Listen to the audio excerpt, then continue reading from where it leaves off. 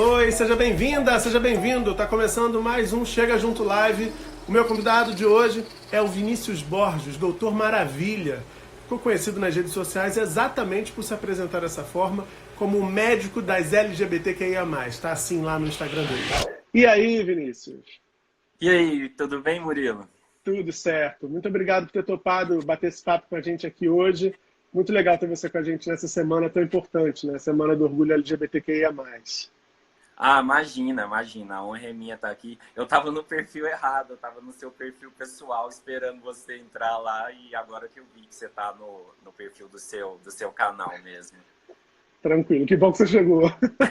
Querido, ó, para começar, eu vou fazer a primeira pergunta que eu estou fazendo para todos os convidados nessa série aqui, nessa semana. O que a expressão orgulho LGBTQIA+, significa para você, Vinícius? Bom, a primeira questão quando a gente fala de orgulho, né, você pensa que por que a gente não fala de orgulho hétero, né, de orgulho cis, de outras coisas, né? É porque geralmente você tem orgulho de alguma coisa que você teve um esforço e um trabalho, né? Por exemplo, a pessoa estuda, se forma e tem orgulho. Então, o orgulho LGBT para mim é você superar todas as suas adversidades, né? Cada um de nós superou desde criança, depende de qual momento você se reconheceu como LGBT ou o mundo, né, te rotulou como LGBT e tudo que você superou para chegar nesse momento. Então eu acho que é a questão da resiliência, é você pegar todo o lixo que o mundo te deu e transformar numa coisa positiva, que eu acho que é o que a grande parte dos LGBTs, das mulheres, das pessoas negras fazem. Então eu acho que é isso, é a resiliência. E quando é que você se despertou para esse teu orgulho? A minha história, assim, como LGBT, eu acho que com 16 anos eu comecei a ter as primeiras conversas em casa. Não cheguei, tipo, a me assumir completamente, mas eu me reconheço como gay desde muito jovem. Desde, sei lá, uns 4 anos, minhas primeiras lembranças, eu já via que eu sentia atração por meninos, né? Na época eu era criança, então já me via diferente. E principalmente depois que eu entrei na graduação, que principalmente na medicina, que você lida com muito sofrimento, eu vi o tanto que as pessoas LGBTs, na atenção à saúde, elas sofrem ainda mais, né? Se tem a doença traz um peso para a população em geral, para os LGBTs traz mais ainda. Então, acho que durante a graduação, na residência de infecto, as enfermarias que eu via com muitas pessoas trans, muitos homens gays, aí eu ficava pensando em tudo que aquelas pessoas passaram e esse sentimento de orgulho mesmo, de pertencimento, aflorou. Foi aí que surgiu o Doutor Maravilha, nessa época já? Sim, eu sempre conto, né? O Dr. Maravilha não foi tipo assim, acordei de manhã, vou criar um perfil para falar de medicina e viadagem, assim, bem que poderia ter sido, mas surgiu mesmo da necessidade. Eu lembro que eu dei um diagnóstico para um rapaz de 16 anos, que ele era gay, né? Ele se abriu comigo na consulta e ele estava com AIDS, né? Ele não estava nem com HIV, ele já estava doente. E ele não tinha com quem falar. A família mal sabia que ele tinha relação com homens, né? Com rapazes, né? Ele era adolescente. E ele estava agora infectado e doente. Aí eu lembro que eu passei meu celular para ele, a gente ficou um tempão conversando, eu dava assistência, a questão dele buscar as consultas, fazer exames, e eu pensava quantas pessoas como ele deve ter no Brasil, né? Quantas pessoas que às vezes tem uma situação difícil e precisa de um acolhimento e não tem esse espaço nem em casa. Aí eu criei o Doutor Maravilha, porque eu via também muitos pacientes, tipo, 10 anos indo no infectologista, no urologista, e eles não sabiam que a pessoa era gay, né? Tipo, não sei você. Você chega na consulta lá e o médico pergunta seu nome, sua idade e tal, seu peso.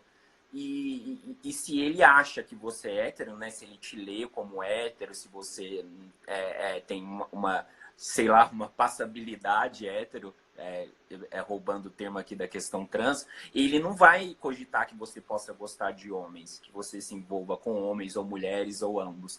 Ele Ele já parte vai dessa se premissa de que você é um cara hétero, cis. é, eu já vi, tipo assim, amigos meus, nossa, ficou falando de mulher, de sexo com mulher a consulta inteira, de como que você deve fazer, deixar de fazer, e no final, tipo, eu tenho relacionamentos com homens, né? Tá falando lá de vagina, de vulva, e você tá querendo saber como que chupa um pênis, né? E não o contrário. Ou então lésbica, a lésbica chega na consulta, o cara lá falando de homem, de penetração e tudo, e a mulher já tá casada com outra há um tempão.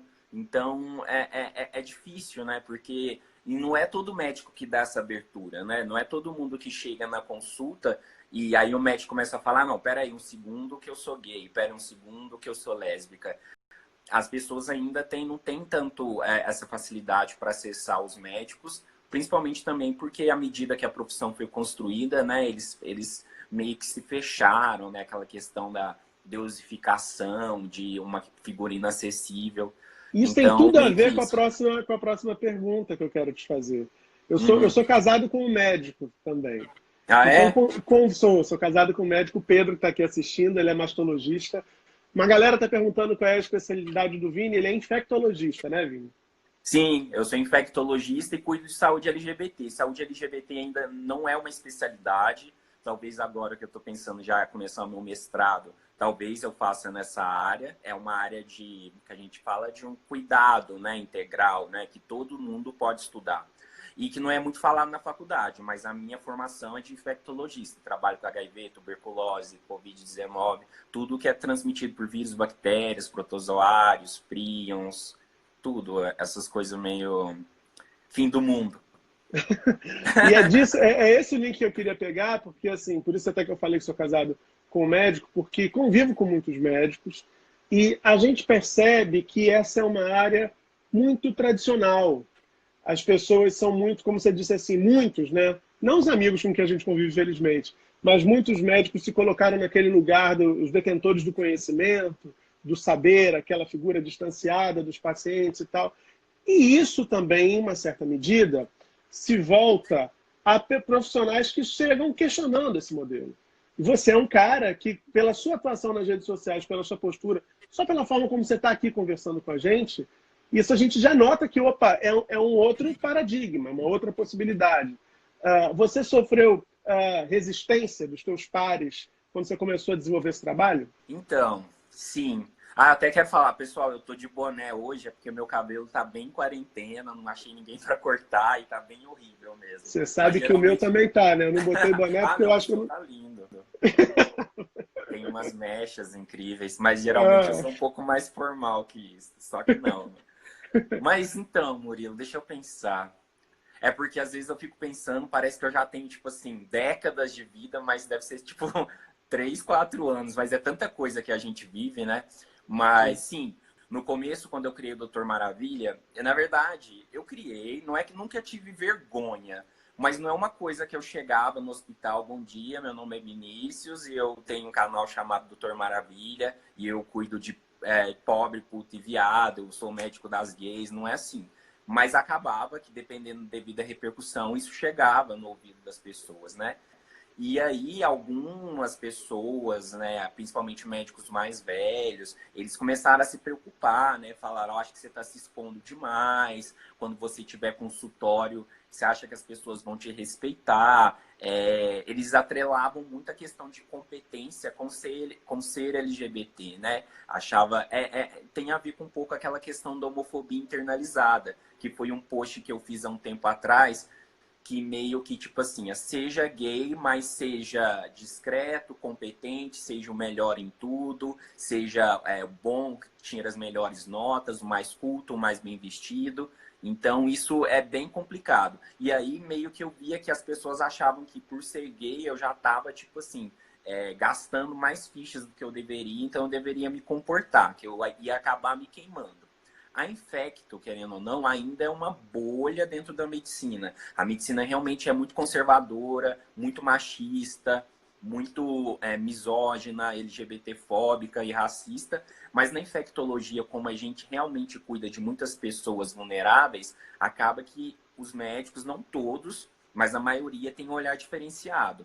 Eu lembro que quando eu optei por fazer infecto, né? Eu tinha até alguns amigos, alguns professores que queriam que eu fizesse umas especialidades mais como se diz, mais glamorizadas, né? Tipo um dermato das estrelas, cirurgia plástica, ou então um É porque cirurgião do é curioso isso, porque é como se alguém fosse destinado apenas certas, fossem destinados apenas certas especialidades, né?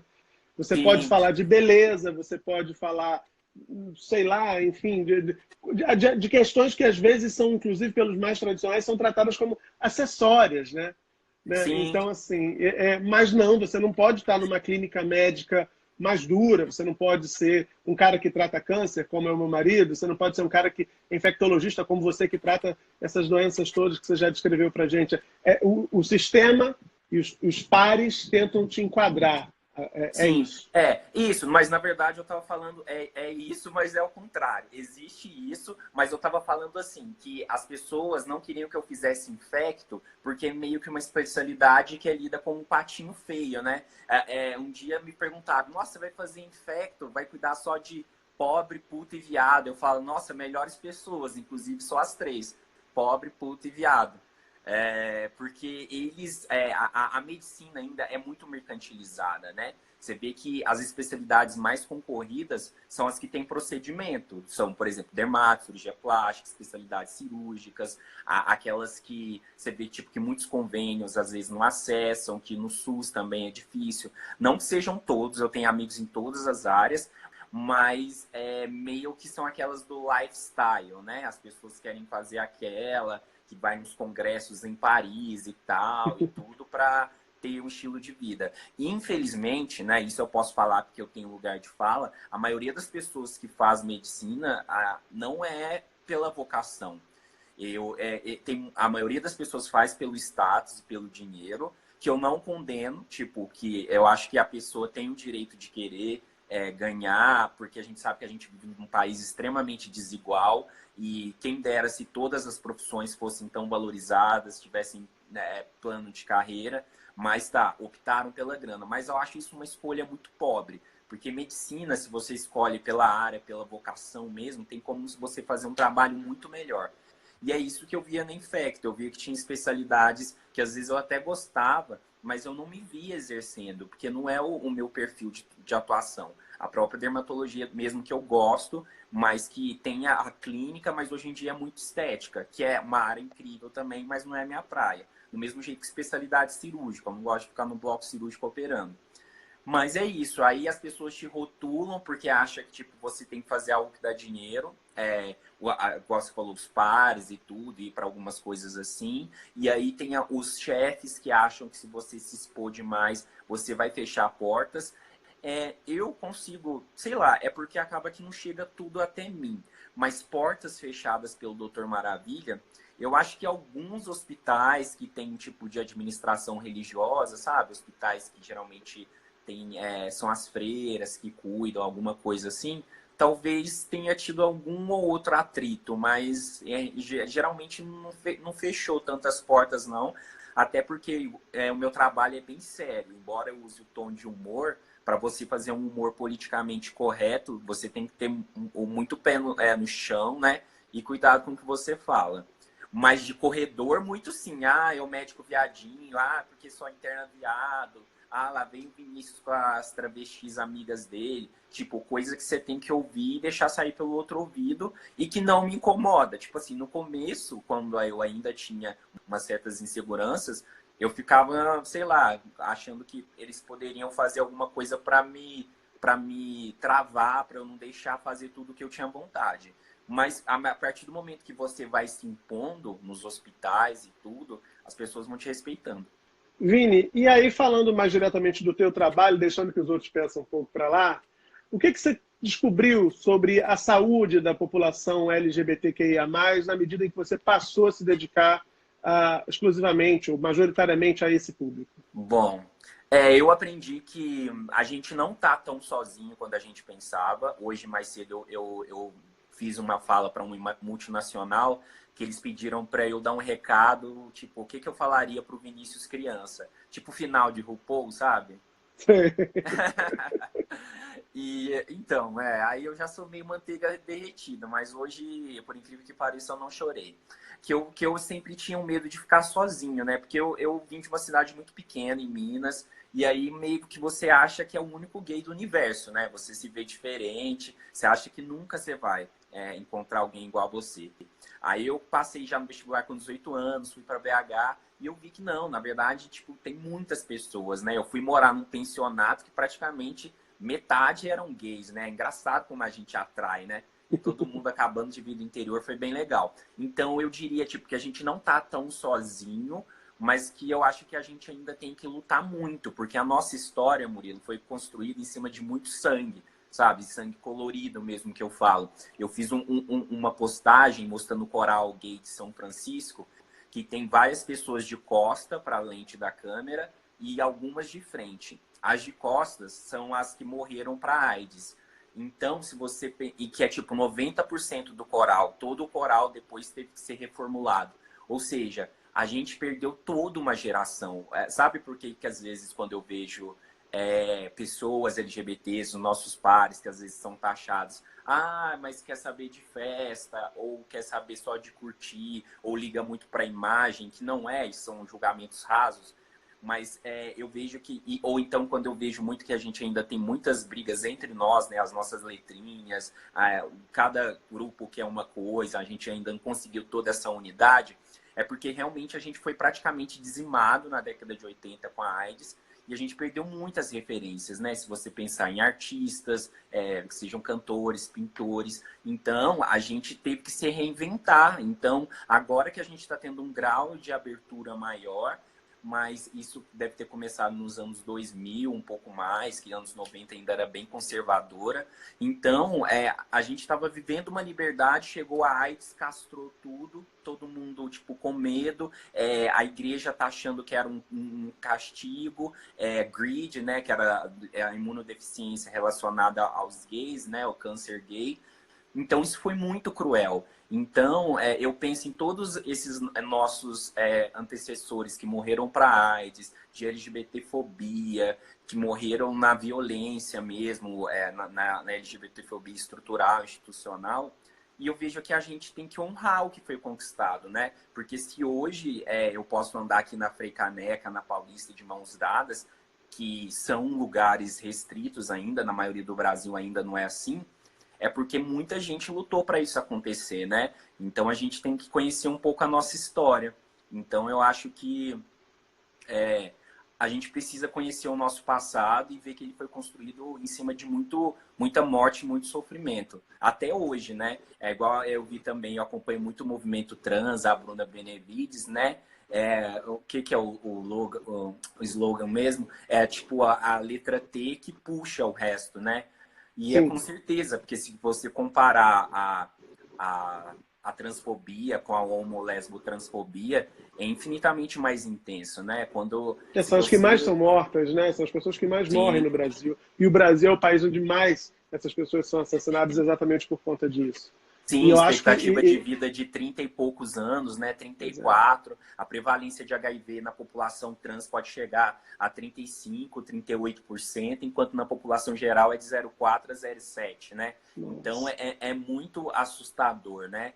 E eu que, tipo assim, trabalhei muito tempo em hospital público, eu via o que elas passavam nas enfermarias, sabe? Você vê colega profissional da saúde que não quer chamar a mulher pelo nome social, porque às vezes ela tá lá muito tempo, a barba começa a crescer, porque não tem hormonioterapia, não tem barbeador, e a pessoa, não vou chamar por esse nome, Ana Clara, tá com aparência de homem, então não vou chamar com nome masculino. São muitas violências, né? E pensar que a pessoa tá vivendo com essa violência desde que ela nasceu é bem angustiante. Era exatamente desse tipo de relato que eu queria que a gente entrasse, assim, porque quando você atua na saúde, você foca exatamente nessa população, a gente sabe que o Brasil é um país extremamente desigual, e isso afeta a todos e todas nós, mas afeta fundamentalmente pessoas de comunidades, das chamadas minorias identitárias, né? A comunidade LGBTQIA+, a população negra, que nem se encaixa nesse rótulo de minoria, é a maioria aqui no país, mas sofre todos esses estigmas do racismo ainda hoje, e também por conta disso, essa desigualdade se reflete no atendimento na área da saúde. Não é à toa, a gente vai falar um pouquinho mais para frente da Covid-19, não é à toa que, por exemplo, em São Paulo, as pessoas pretas e pardas morrem mais em virtude da pandemia agora, nesse momento, exatamente como aconteceu também na cidade de Nova York, lá nos Estados Unidos. Como é que você percebe a forma como essas pessoas são tratadas e como a dignidade muitas vezes lhes é negada nos serviços de saúde por conta da identidade de gênero ou da orientação sexual? Ah, é meio que triste falar, sabe? Porque eu não gosto de nunca passar a imagem pessimista, porque eu não sou pessimista, na verdade eu sou bem otimista, sou bem mais voltado para a parte de pensar nas coisas boas da vida do que ficar me martirizando. Mas a realidade mesmo ainda é bem cruel. Com o tempo você aprende a filtrar e ver aquilo que realmente você tem uma linha de intervenção, né? Para você também não gastar toda a sua energia e não conseguir mais trabalhar. Claro. Porque, por exemplo, chega uma mulher trans negra para um atendimento num posto de saúde. Muitas vezes, além das risadinhas de corredor, né, de outros pacientes, de profissionais, aquele negócio de anotar, pega um papel, escreve chamar por gigante, cola, eu geralmente faço isso, mas às vezes a pessoa não lê aquilo, não sei o que acontece, e pega lá e fala, João da Silva. Aí levanta uma mulher com todo aquele constrangimento, passa na frente de várias pessoas, então é meio aquela via sacra, né? É uma coisa bem triste. A questão do racismo, então, nem se fala, né? Essas questões que envolvem, por exemplo, eu sempre falo, né? Cada pessoa tem um sofrimento, uma dor, é difícil comparar, mas principalmente essas que envolvem imagem, né? Tipo a questão do racismo, a pessoa trans. Porque, por exemplo, uma pessoa gay, ela consegue meio que passar, né, como se ela não fosse gay para se preservar, né? Porque as pessoas só vão saber que você é gay depois que você fala. Tem pessoas mais, menos afeminadas, mais, menos trejeitos. Se bem que a gente sabe que trejeito e esse afeminado também não tem nada a ver com orientação sexual. Sim. E, tipo, são maneiras de expressar e tudo certo. Mas para as pessoas que, principalmente, a imagem chega antes, né? Que as pessoas já leem, né? É uma travesti, é um homem trans, é uma mulher preta, um homem preto. Aí as reações já começam de maneira muito instantânea e muito violenta. Eu já vi, tipo, eu lembro que na minha sala tinha uma paciente, uma médica só negra que formou. Depois na residência também eu conheci mais uma médica negra. E eu lembro que muitas vezes os próprios pacientes do SUS não acreditavam que aquela médica era a médica, às vezes, não, mas não é por maldade, às vezes mandava chamar a médica, achava que ela era uma acompanhante, uma assistente social, nada contra a profissão assistente social, mas é porque elas achavam que não teria uma médica negra também trabalhando perto daquele Sim. mundo dominado por brancos, que é a realidade. Uma médica, então, e isso também, a questão também das pessoas trans, elas são muito rotuladas, por exemplo, como barraqueiras, né? Tipo assim, às vezes quando chega uma pessoa trans no atendimento, chega num pronto-socorro, aí já começa aquele bochicho todo, além das risadinhas, aí pede, doutor, atende rápido antes que dá problema. Eu falo, mas como assim dá problema? É porque da última vez ela deu barraco porque chamou ela pelo nome errado.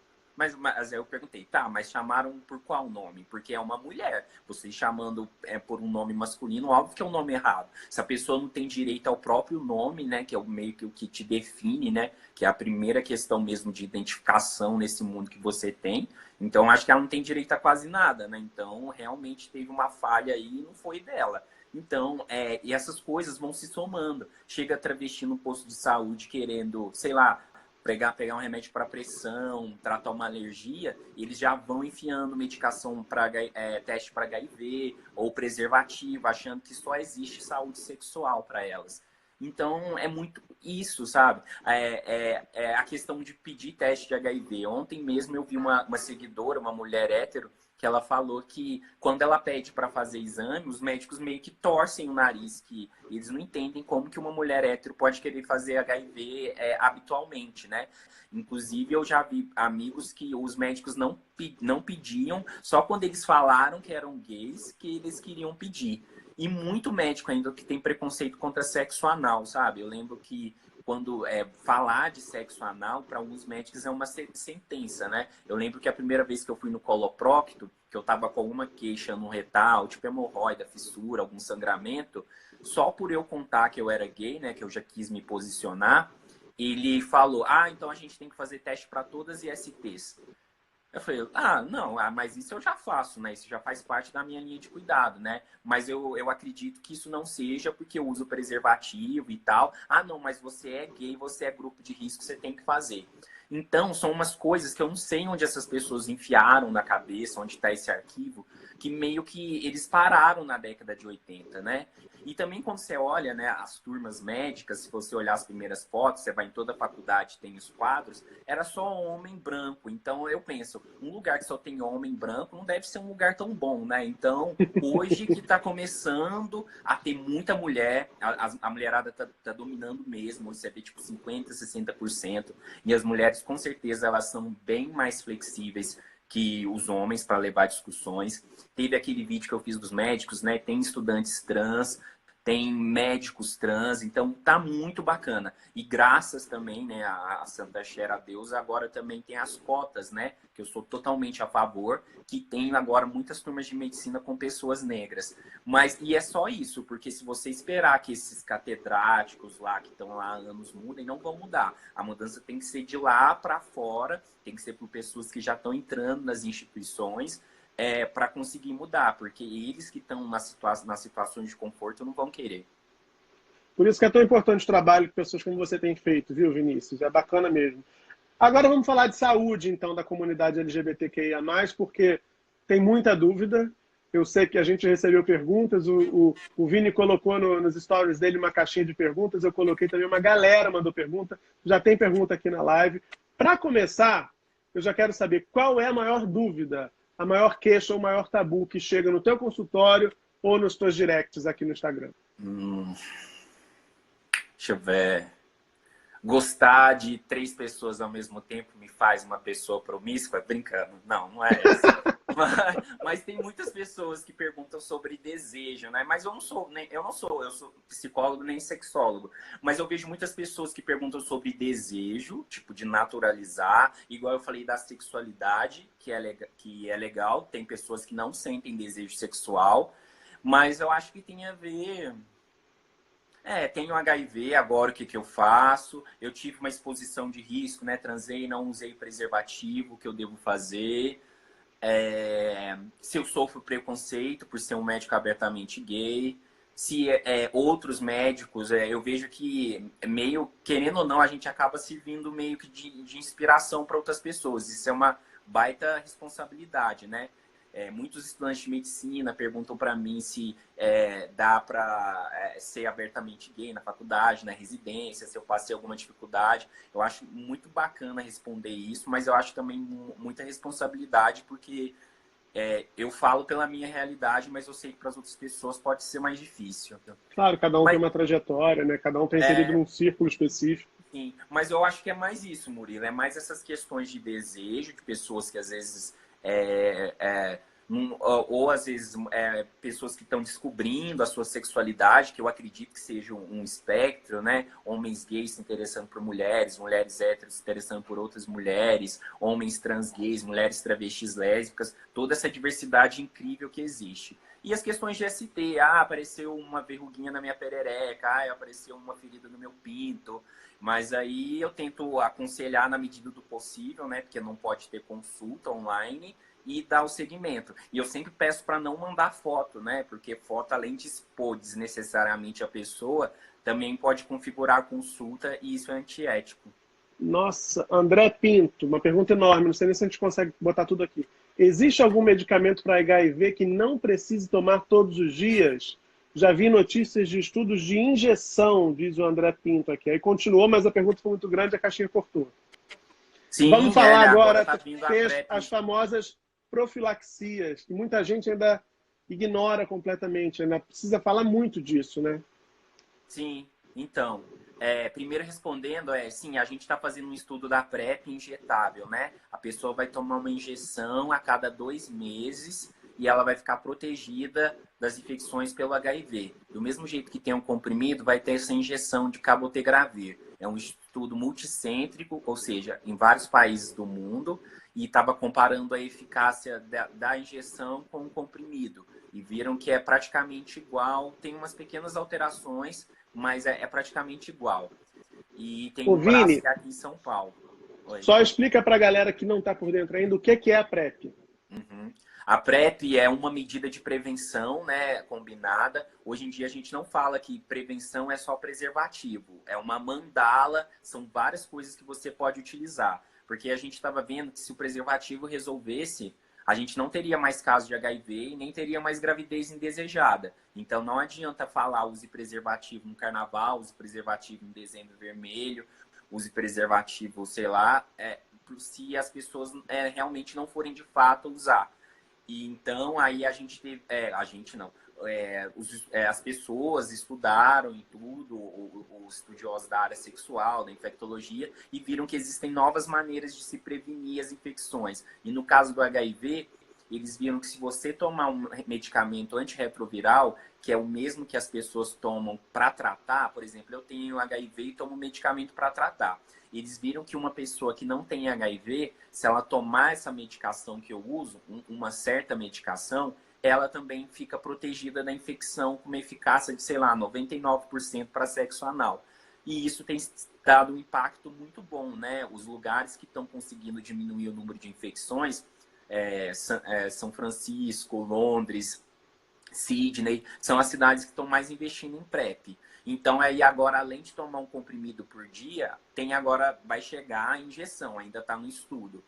E essa injeção também serve para tratar, mas aí ela vai ter que ser combinada com outra, porque a PrEP geralmente é uma substância só, a cabotegravir. A oral é tenofovir e tricitabina. Mas o resumo então aí a pessoa vai tomar uma injeção a cada 2 meses e não vai precisar tomar medicamento todo dia.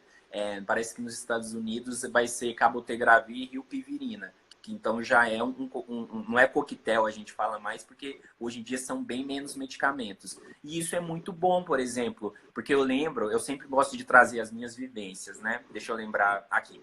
Uma vivência bacana de questão de pessoas que tomam medicamento. Antes eu era daquele infecto chato, que xingava o paciente quando ele esquecia de tomar, que ficava pegando no pé. Não porque eu me sentia numa posição de julgar, mas é porque eu queria realmente que ele tivesse o tratamento mais fechadinho possível.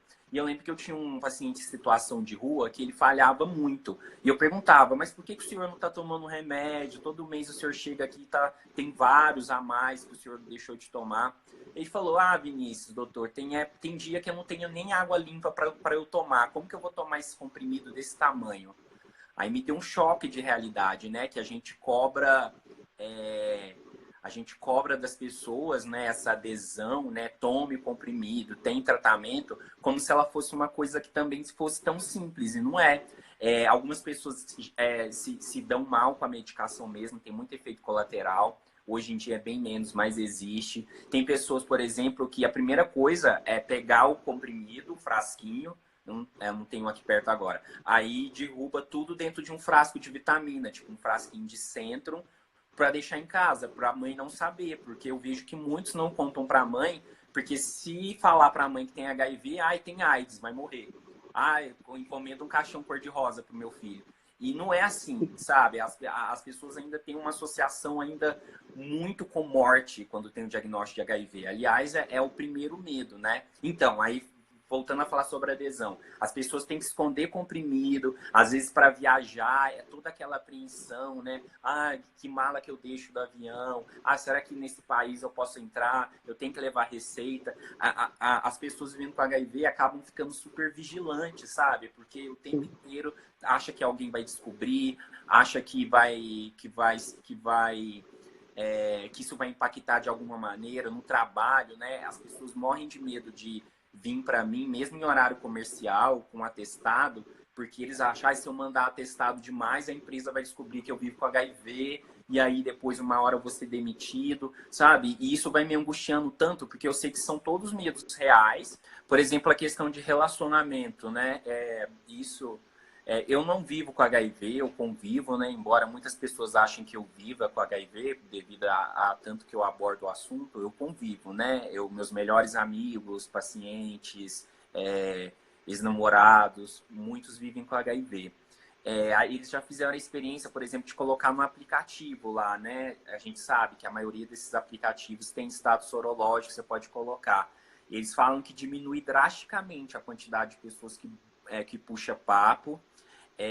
Às vezes, tipo assim, depois de transar com o cara na cama, depois de ter gozado, aí a gente começa a falar da vida e tal. Aí acaba que eu falo da minha profissão. Aí agora não, agora muita gente já me reconhece logo. Mas antigamente eles aí perguntavam: ah, que trabalho legal, Doutor Maravilha e tudo. Aí eu via que muitos caras aí sentiam confiança e aí que eles me falavam que eles viviam com HIV.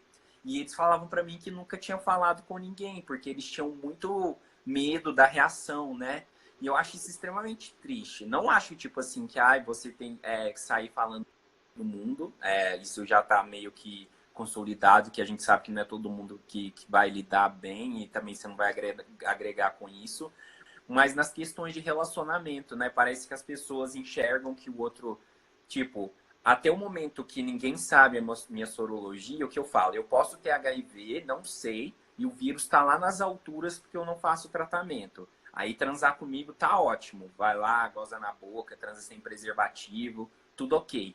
Mas aí, a partir do momento que eu faço meu exame, trato, às vezes já estou até indetectável, e a gente sabe que quem está indetectável, que é quando o vírus está tão baixinho no sangue, ele não transmite, né? Mesmo sem preservativo, as pessoas com útero podem engravidar e tal, não transmite. Mas a partir do momento que eu falo, eu viro um problema. Então, eu tenho pessoas que travam, tipo assim, não consigo agora me relacionar mais com meu marido porque descobriu que tem HIV. E isso, pessoas instruídas, sabe? Não conseguem entrar na minha cabeça.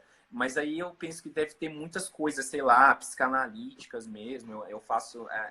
eu não sou analista, mas eu acho que a pessoa deve ter criado alguns bloqueios muito grandes para ainda pensar, né? Porque não tem argumento técnico, científico que justifique isso. Mas Eu parece acho que que... a forma como a sociedade lidou com a pandemia da AIDS lá atrás, eu acho que foi uma forma tão aterrorizadora que isso é difícil de desconstruir. A gente tá aqui há 30, quase 40 anos depois e ainda sofre com essas questões que vieram daquele período inaugural, quando as pessoas, de fato, quando diziam, né, quando revelavam a sorologia, ela já estava à beira da morte, né? Então, é Sim. muito difícil, isso Qual que é a ficou sua no idade? imaginário. Eu tenho 39. Não, eu tenho 32, então praticamente você é da mesma geração que a minha, mas eu acho que você deve ter visto mais, né, as perdas, né, a Cazuza, Renato Russo e tudo mais. Cazuza, Renato Russo, Fred Mercury, que sumiu também, depois, Sim. só às vésperas de morrer, que ele revelou a situação dele sorológica, enfim. Mas a gente estava falando da PrEP, e aí tem um ponto que eu acho que é bem fundamental, assim. Todo mundo, então, pode usar PrEP. Poder pode, mas no Brasil, como política pública, primeiro que a gente tem que entender que a PrEP no Brasil é uma política pública em implementação, né? Então, ela está sendo distribuída nas capitais, nas grandes cidades, para as populações-chave. É tipo assim, o que eles viram? Que se você pagar, né, a PEP, né, na verdade é a gente que paga, né, porque é a gente que financia o SUS e tal. Se você fornecer a PrEP para aquelas pessoas que têm uma grande chance de se infectar com HIV nos próximos anos, você vai economizar lá na frente, né? É uma questão de política pública mesmo. O Rico Vasconcelos, que é um dos meus gurus, né? Eu acho que todo mundo deve conhecer quando a gente fala de HIV. Maravilhoso. Sim, sempre Maravilhoso. fala disso. Mas não é para todo mundo. Não adianta dar PrEP para todo mundo. Tipo assim, uma mulher é uma pessoa que está num relacionamento monogâmico. A PrEP são para aquelas pessoas que realmente têm chance de se infectar. Por exemplo, homens gays e bissexuais, mas não todos, porque a gente sabe que nem todos. Cada gay é um universo à parte, né? Por exemplo, agora tem a doação de sangue por LGBT, que vai ser por quem? Pelos casais, pelos que têm poucos parceiros, pelos que se expõem menos, ok. As mulheres trans e travestis, que são muito vulnerabilizadas, né? Hoje a gente nem fala mais que elas são vulneráveis, é a sociedade que torna elas vulneráveis, né? Situações vulnerabilizantes. casais sorodiferentes, que é quando você vive com uma pessoa que vive com HIV e você não. Então, no Tocantins, eu vivi experiências bem bonitas com isso, que eu vi mulheres que queriam engravidar, ter filhos, aí podendo planejar isso.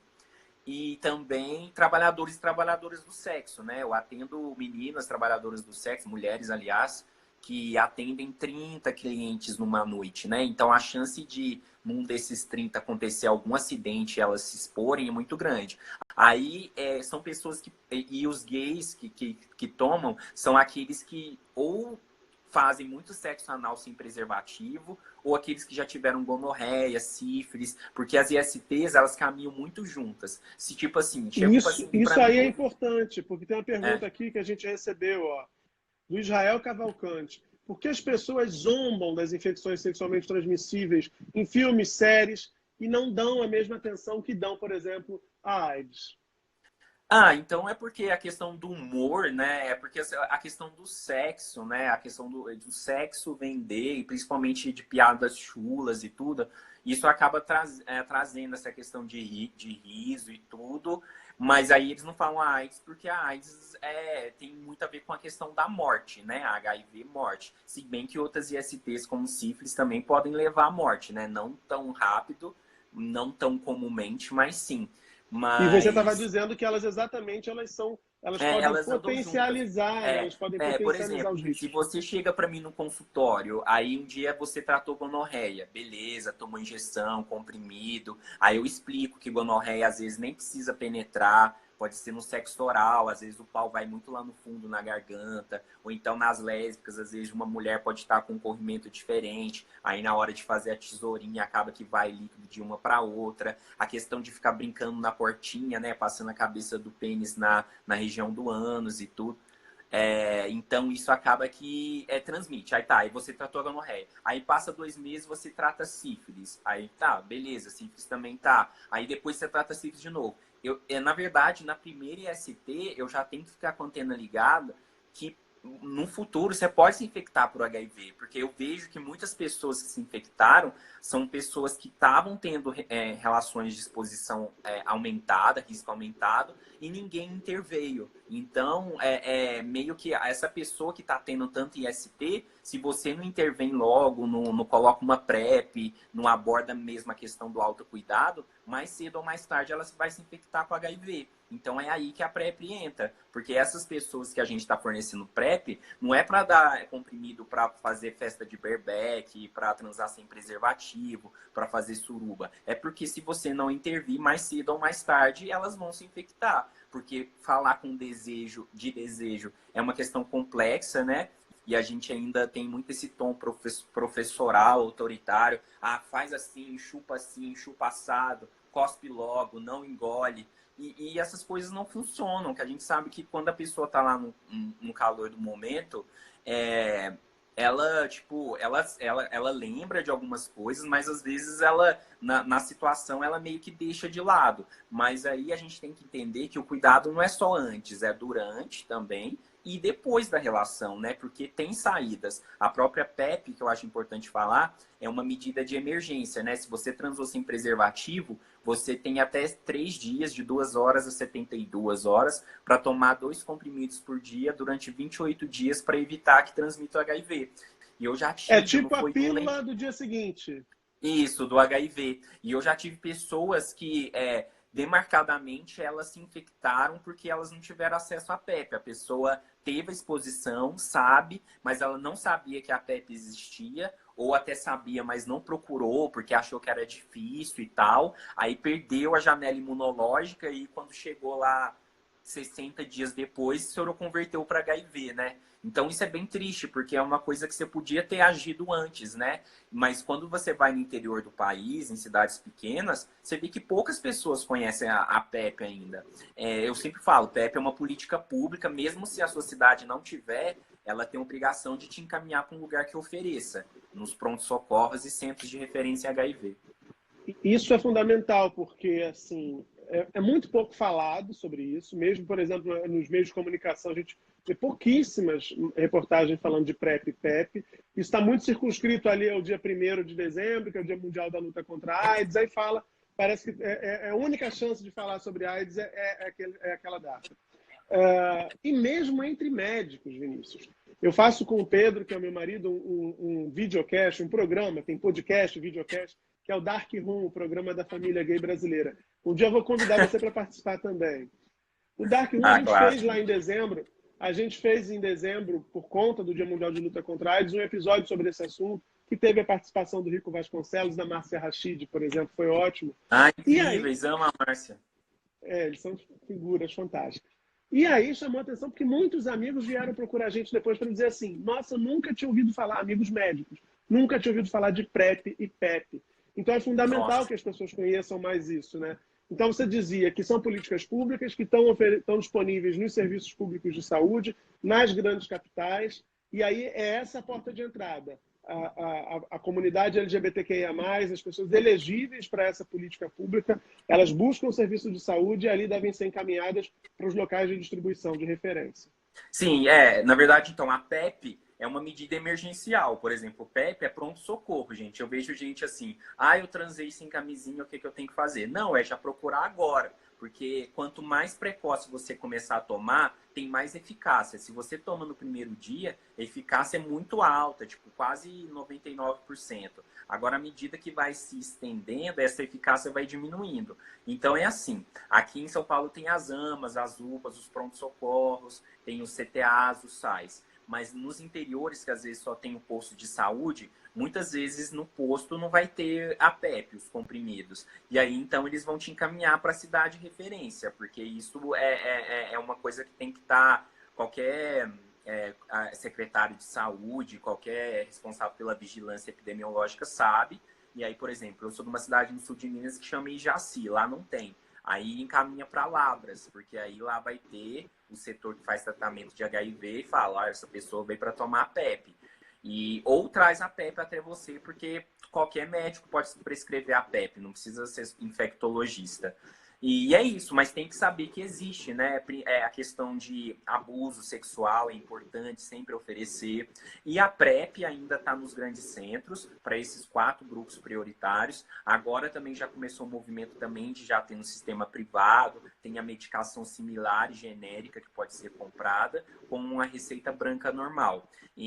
Mas a gente sabe que ainda não é acessível para todos no país, mas quem tiver condição e indicação, mas sempre tem que ter acompanhamento, porque são medicamentos, né? Você tem que olhar a função dos rins, função hepática, intolerâncias, alergias. Não é o liberou geral, hein, gente? Não é o liberou geral. A gente está falando de medicamento, então sempre pode ter efeitos colaterais. É importante você ter acompanhamento, né? Esteja acompanhando a sua saúde com um profissional da área, é claro.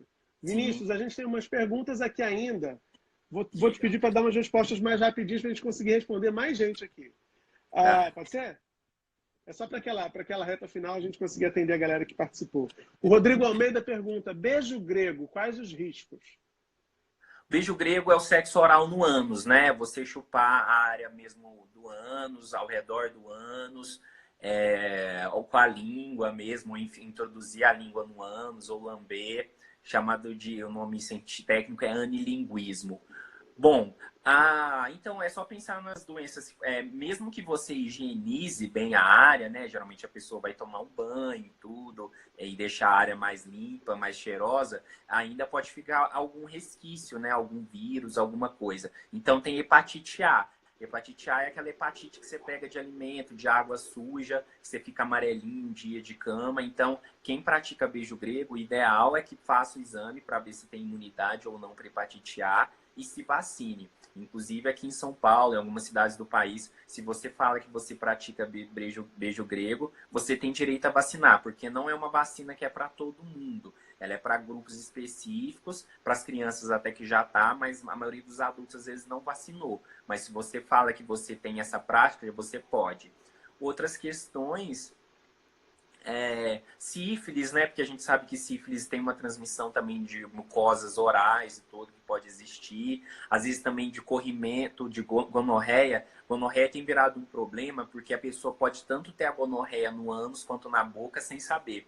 Eu sempre falo, né? Eu já tive pacientes e amigos próximos que às vezes ou foram só receberam sexo oral, né? Foram chupados, ou então ficou esfregando o pênis na região do ânus da outra pessoa, ou homens que às vezes ficaram, pessoas com pênis que esfregaram o pênis na vagina, e aí depois começou a ter corrimento. Ou seja, não precisa ter penetração. Gonorreia é muito infecciosa, né?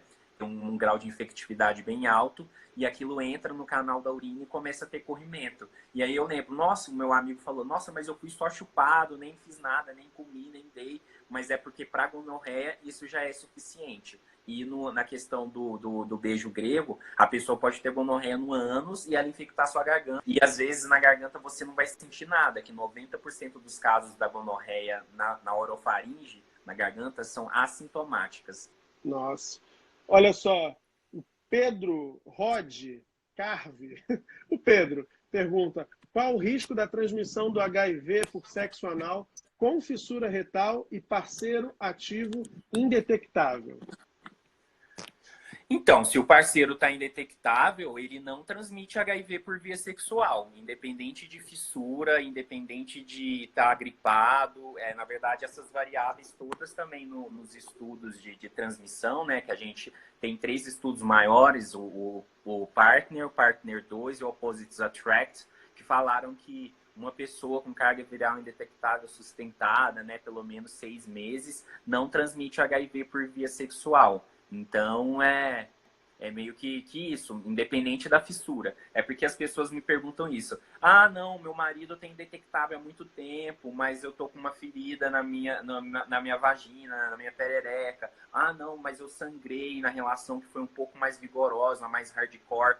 Mas tem que entender que os estudos contemplaram essas circunstâncias também. Então, teoricamente mesmo, não tem chance de transmissão. Inclusive, eu sempre falo que um dos métodos mais seguros de prevenção são as pessoas indetectáveis, porque elas realmente não transmitem. Preservativo falha, PEP falha, PrEP falha, mas uma pessoa indetectável realmente não transmite. Os casos nos estudos de pessoas que se infectaram, eles estudaram o vírus e viram que o vírus foi de uma terceira pessoa. Ou seja, nesse ínterim aí alguém deu uma puladinha de cerca e aí se infectou. Então é realmente bem seguro e é ciência. Eu te acompanho há tempos e você é um cara que levanta sempre a bandeira da importância da testagem. E a testagem é um tabu para muita gente. Muita gente morre de medo de fazer o teste. Para a gente descobrir essas questões, chegar nessa questão da carga viral estar indetectável, é fundamental que a pessoa se teste. Né? Como é que você tem percebido esse tabu em relação aos testes ainda dentro da nossa comunidade? Eu acho que tem a ver com o que você falou no começo de como que isso foi construído, né? A gente tem a meta do NIDS, que são... o NIDS é a agência da ONU que trata especificamente das questões ligadas ao HIV/AIDS, como uma questão de direitos humanos, antes até do que questão de saúde, que eu acho que é como deve ser visto. 90% das pessoas com HIV identificadas, né, testadas, 90% delas em tratamento e 90% delas indetectáveis. Essa meta. A única que a gente atingiu, que era para a gente atingir esse ano, era das indetectáveis. 90% das pessoas que estão em tratamento não estão transmitindo mais, estão indetectáveis e transmissíveis. É porque ainda os profissionais, eu sempre falo, o HIV/AIDS, né, é uma ilha cercada de preconceitos, de medo. Porque, por exemplo, eu já vi muita gente dando diagnóstico assim, olha, Murilo, a gente fez vários exames, sua glicose tá boa, você não é diabético, seu colesterol tá bom, pode continuar comendo McDonald's, não tá com sífilis, mas infelizmente, já vai o infelizmente, né, em caps lock e tudo, o seu teste para HIV veio positivo e faz aquela cara de choro. Não é assim que é para ser dado, né? De uma maneira tipo, quase fúnebre, né? Uma coisa assim. Entender que é uma infecção séria, que vai mudar a vida da pessoa de alguma maneira, mas não é uma sentença, né? Eu lembro que os primeiros diagnósticos, eu lembro que eu ficava nervoso, ficava até tremendo, mas não era porque eu tinha dó da pessoa de alguma maneira, mas é porque eu queria dar aquilo maneira mais correta possível, de acordo com o que eu estudei, para que a pessoa não criasse mais uma referência ruim, né, na mente dela. Aí, geralmente, aí eu sinto que a pessoa tá me apresentando, né? Se ela fica emocionada, eu vou, abraço, me emociono junto. Se a pessoa começa a me encher de perguntas, mas eu vou morrer. Aí eu pego tipo um taco de beisebol e começo a rebater tudo que ela fala. Não, quem tem HIV hoje em dia vive mais do que quem não vive, quem não tem HIV. Ah, mas eu vou transmitir. Não, em 6 meses de tratamento você não transmite mais. Ah, eu não vou poder ter filho. Pode sim, a transmissão materno-infantil é menor que 0,1% se você tiver indetectável. Eu vou desfazendo tudo aquilo que foi construído. É porque naquele momento, né, de pegar o papel, muitas vezes tem pessoas despreparadas. Aqui em São Paulo eu conheci um serviço muito bom, que é o CTA Enfio, que eu tive o prazer de trabalhar, que é o lugar no Brasil que mais faz testagens para HIV, que é ali na Líbero Badaró, do lado da prefeitura. É um lugar incrível. E eu queria, né, que mais lugares dessem diagnóstico daquele jeito, ouvindo a pessoas, inseguranças, mas ainda é diagnóstico muito mal dado, aquela desculpa esfarrapada de laboratório privado. Às vezes você faz o teste particular, aí eles ligam, Murilo, não sei o que, da Silva, a gente queria que você retornasse aqui à unidade, porque deu um problema no seu exame, a gente vai ter que coletar uma segunda amostra. Eu acho isso tão cafajeste, sabe? A quantidade de pessoas que já me falaram que o diagnóstico foi dado assim é cruel, sabe? Eu não entendo. Você sabe que a primeira vez que eu fiz o teste, eu estava tranquilo, enfim, sempre me cuidei bastante, enfim, não estava vivendo uma situação que pudesse ter me exposto de alguma forma, mas ainda assim, eu fiz o teste e fiquei esperando, eram 4 ou 3 dias de resultado. Fiquei ali naquela apreensão assim, se o laboratório me ligar, é que deu merda. É por conta disso, porque isso circula, as pessoas contam as histórias, você ouve, e de fato eu concordo contigo, é quase desumano, né? É quase desumano você se portar dessa forma quando você está falando da saúde, das expectativas de vida de uma pessoa. Sim, e eu acho que na vida, né, a gente fala muito hoje de gatilhos, né, o que te traz experiências ruins.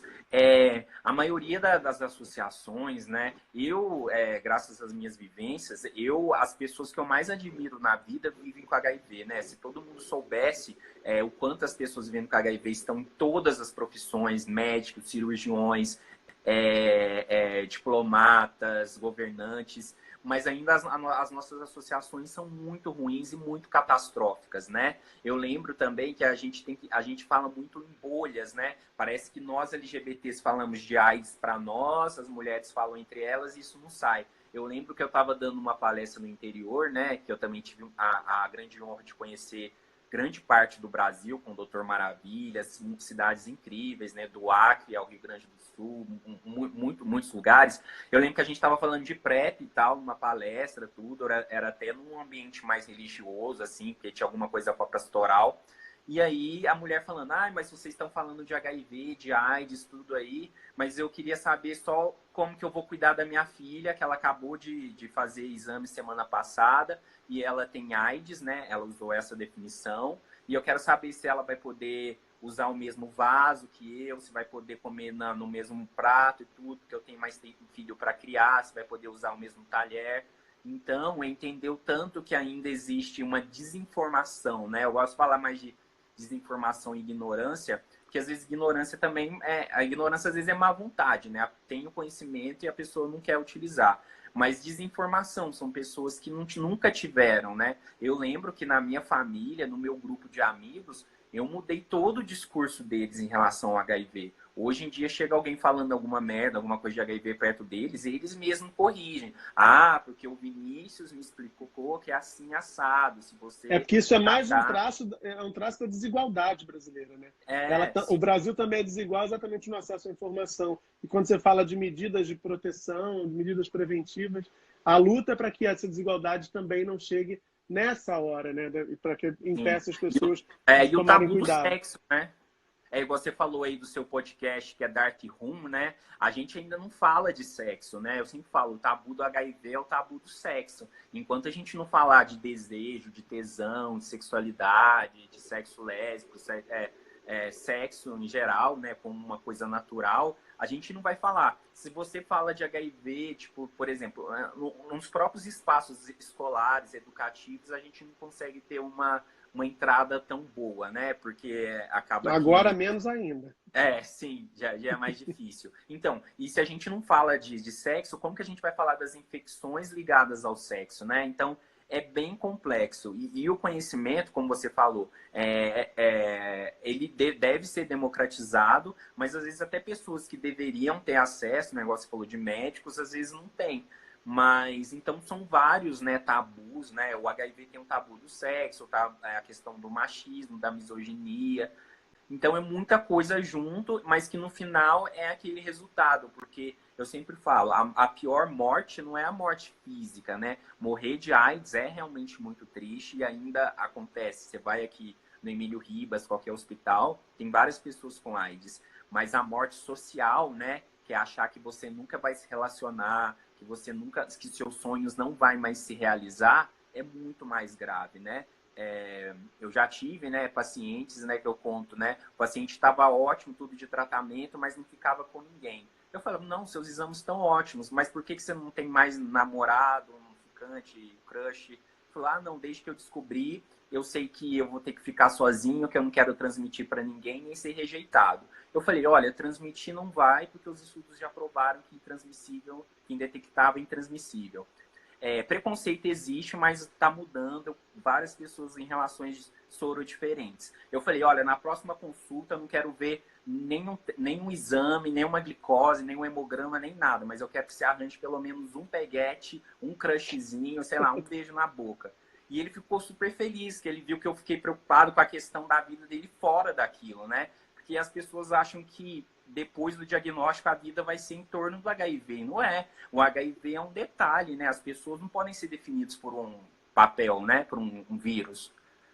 Perfeito. Ó, vamos já chegando no finalzinho aqui, mas Uhum. eu tenho que falar de Covid com você, porque você, quando a gente conversou, que eu fiz o convite para o Vinícius, ele me falou, olha, não sei se eu vou conseguir nessa data, porque eu tô trabalhando por conta da pandemia exatamente com isso.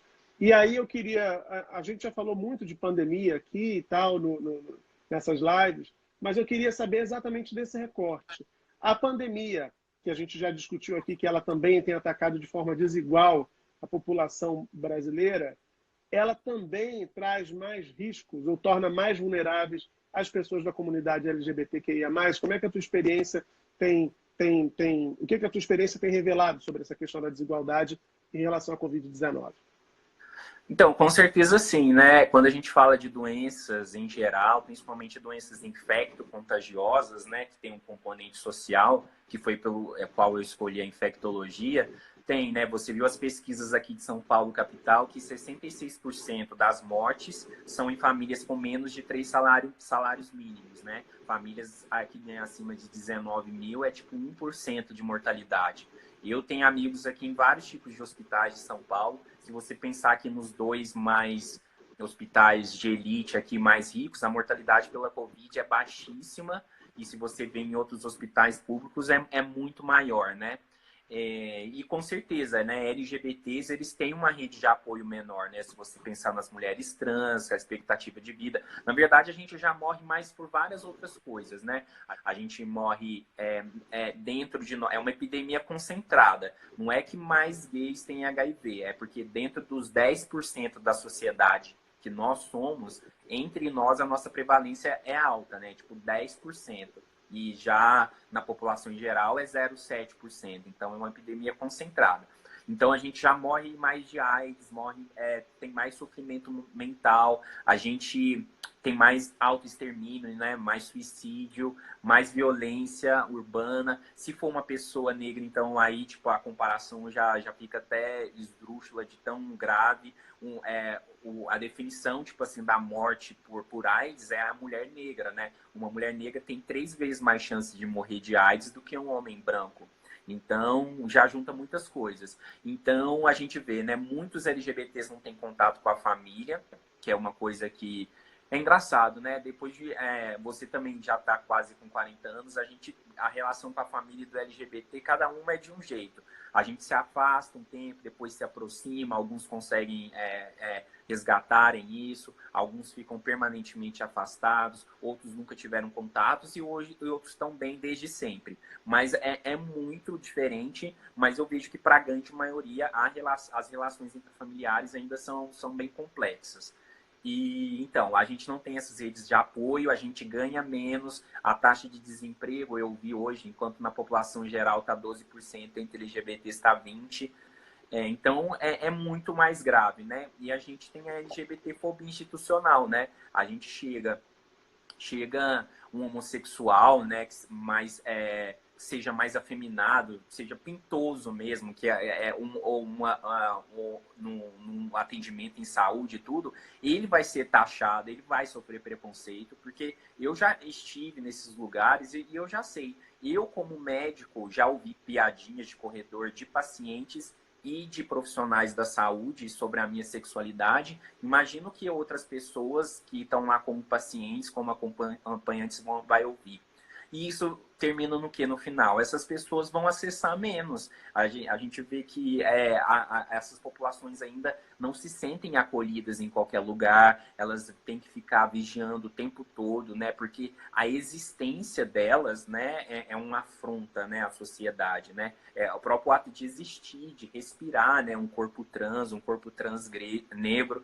Então, isso é realmente muito grave, né? Porque a pessoa está lá procurando assistência em saúde e ela, às vezes, ela está perto de pessoas que nem queria que ela existisse, né? Então, é delicado. É brutal. E é por isso que a gente tem que.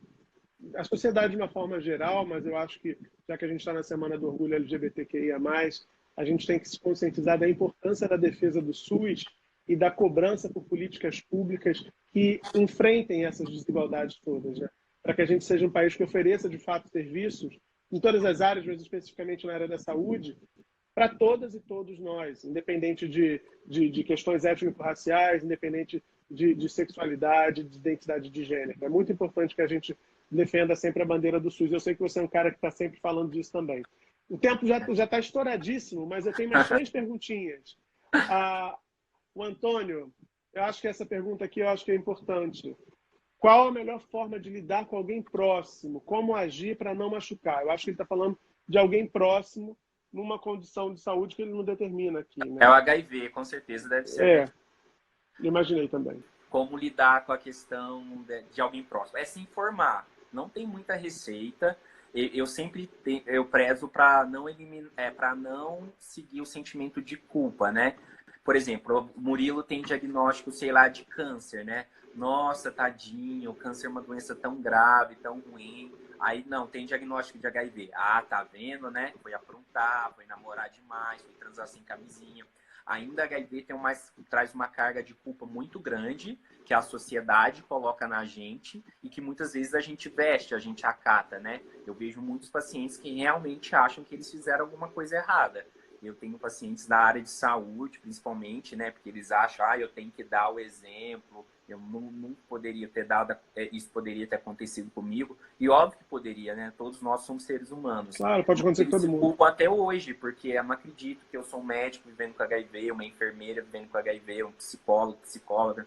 Então é isso, é tirar a questão de culpa, se informar, né? Hoje em dia o movimento social, né? O movimento social que carrega essas conquistas tem muita gente boa, ativistas, redes de informação, tem vários ativistas, influencers, e acatar a pessoa. Não adianta também você querer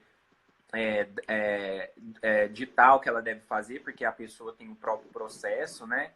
O que ela vai entender com aquilo, como que ela vai querer lidar, mas acho só de você falar que você está lá, que você é um apoio, que você não vai abandoná-la, e isso já é uma ajuda muito grande, porque depois do medo da morte, o segundo medo é o medo da rejeição. Tem um texto que eu fiz que eu chamo Tenho HIV e Agora, que até um texto que repercutiu muito na agência AIDS, nos veículos aí. Eu vejo que muita gente chega a mim através dele, que eu conto quais as reações que uma pessoa tem após pegar um teste positivo. E isso eu mostrei para várias pessoas vivendo com HIV e eles relataram que é exatamente aquilo. Então, tenta dar uma lida nesse texto e tentar se colocar no lugar, né? A empatia mesmo. Eu acho que quanto mais ouvir, menos julgar, melhor. Porque eu acho que a gente fala demais, né? E quem fala É demais, acolher, como eu, acolher sem forçar a barra também, né? isso não fica achando, ah, não, isso não é nada, é só tomar um comprimidinho e tá tudo bem. A gente sabe que não é assim, né? Poderia ser assim, mas a gente sabe que não é. Então é ouvir mais e falar menos. Sem dúvida. Tem mais uma aqui, peraí. Tiago Matos. A pessoa que vive com HIV pode se recontaminar? Ah, então, isso tem sempre, né, a pergunta a gente fala da superinfecção. A pessoa já tem um vírus e ela pode se infectar novamente. É raro, é porque o vírus, qual que é o problema do vírus? Eles mutam, né? O DNA dele, no caso do HIV, o RNA, para ele produzir o DNA, é um método muito falho, aí sempre tem um vírus diferente. Aí, por exemplo, nós dois somos casados. Aí você tem HIV, acabou de descobrir, e aí você está tomando um medicamento a nova geração, porque seu vírus a gente chama de vírus selvagem, então tem pouca mutação, quase todo remédio que você usar vai ficar indetectável. Mas eu, por exemplo, sou mais velho, eu me infectei na década de 80, 90, e eu mudei muito de remédio, teve época que eu não estava bem psicologicamente, eu não quis tomar, e aí, agora também nos últimos dias eu não quis tomar e o meu vírus subiu. Então, provavelmente o meu vírus é um vírus mais resistente, porque ele já teve experiência com outros medicamentos. E aí, por exemplo, se a gente sem transar sem preservativo, eu posso passar um vírus que o seu medicamento não vai te proteger. Então, acaba que vai atrapalhar o seu tratamento. É raro, né? Porque a pessoa tem que dar essa probabilidade de encontrar alguém que vive com HIV e tem um vírus mais resistente que o medicamento dela não atua. Então, mas existem casos, sim, de superinfecção.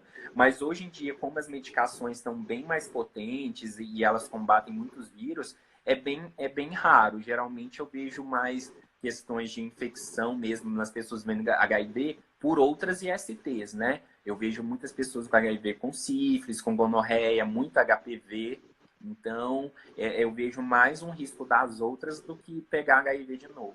Olha, a última perguntinha aqui da nossa caixinha, gente, que é uma pergunta que eu ia fazer, mas o Hugo fez, eu vou dar preferência ao Hugo, que é um projeto muito bacana que você tem, que é de jantar com pessoas que estão vivendo com HIV.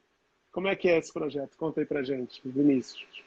Ah, isso é muito legal. É tipo o que você está fazendo aqui agora, é um bate-papo que você. Não é uma consulta, né? É porque na consulta, querendo ou não, é um ambiente formal. Embora eu seja uma pessoa descontraída no dia a dia, às vezes, quando não estou meio estressado, e eu tento dar mais abertura, e na consulta eu dou toda a liberdade para o paciente tirar todas as dúvidas mesmo.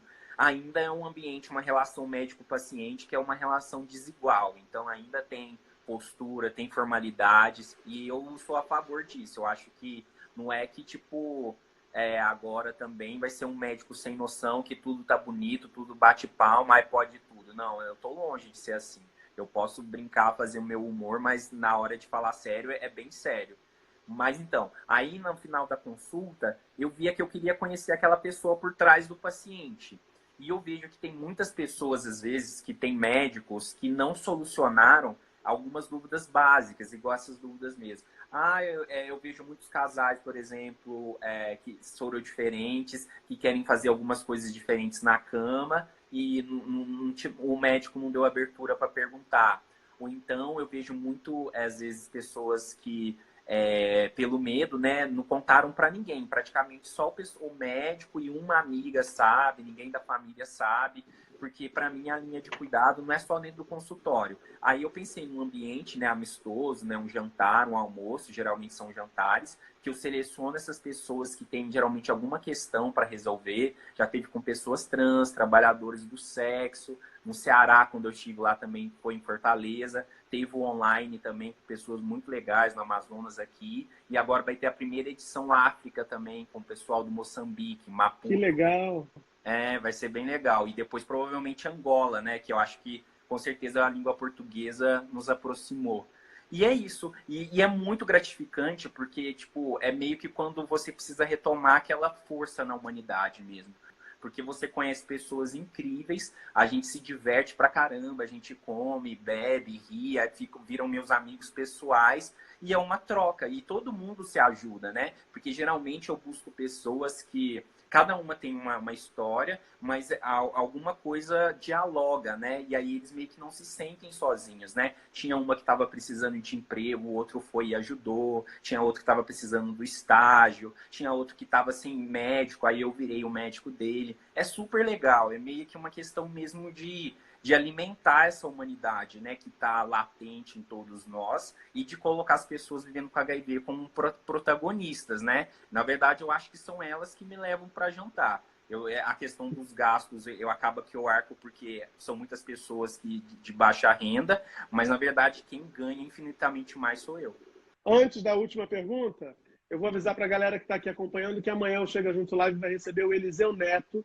O Eliseu é assessor no Senado Federal. A gente vai falar de como as políticas públicas, ou quais políticas públicas, ou quais ações têm sido pensadas exatamente para proteger e garantir mais direitos para a comunidade LGBTQIA+, no meio de um cenário político que vocês acompanham, que não é nada simpático à nossa comunidade, para a gente ser fino aqui e elegante. Amanhã, 9h30 da noite, o Chega Junto Live com o Eliseu Neto. Para a gente encerrar, Vinícius, por que a comunidade LGBTQIA+, deve celebrar o seu orgulho?